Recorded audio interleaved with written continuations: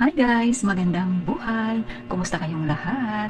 By the way guys, meron nga pala akong ituturo sa inyo. Familiar ba kayo sa TikTok affiliate? Yung mag-upload ka ng mga videos sa TikTok pero may naka-add link na item sa baba or kikita ka through commission. At kung paano malalaman na pwede ka nang maging TikTok affiliate sa TikTok. Tara na at samahan niyo ako! Huwag niyong kalimutang mag-subscribe para ma-notify kayo sa susunod kong video. Let's go!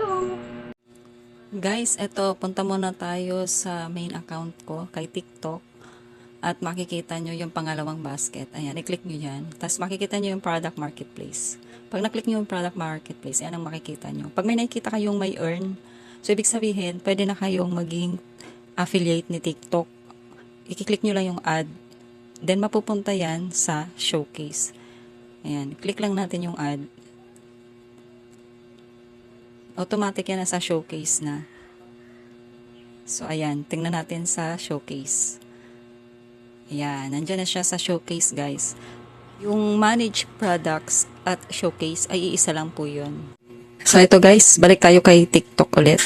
Ituturo ko sa inyo kung paano mag-add link sa video. So, ayan. Gawa tayo ng video muna. Pipili muna tayo ng mga i-upload na videos. Ayan. Pumili tayo ng 6 na pictures. Ayan, gawa tayo ng video. Pipindutin lang natin guys yung next.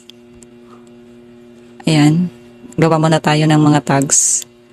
Ayan yung video guys, di ba? Nakikita nyo yan. So pag pinindot natin yung next, gawa muna tayo ng description sa taas. Mga tags. After nyan, pindot natin yung add link. Lalabas yung products. Pag lumabas yung products, lalabas naman yung showcase. Nakikita nyo yung showcase. Pili lang kayo kung ano yung naka-add sa showcase nyo. Bawa kagaya nyan, slippers. I-add link natin yan. Pag na-add na yan, automatic, mapupunta na siya sa video. Magiging ano na siya guys. Makikita nyo doon yung sa yellow basket na tinatawag. Palitan yung description nyo. Pwedeng dito, mabibili, or buy here, ganun.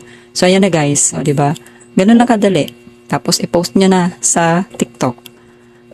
Kasi guys, ayan, kapag ayan, tingnan natin. So, ayan na siya. Ayan. Nasa yellow basket na siya, guys. Kapag kinlik yung yellow basket, at once na may bumili, doon, makaka-earn ka ng commission. Yun lang po. So, ayun lang, guys. Bye! Thank you for watching.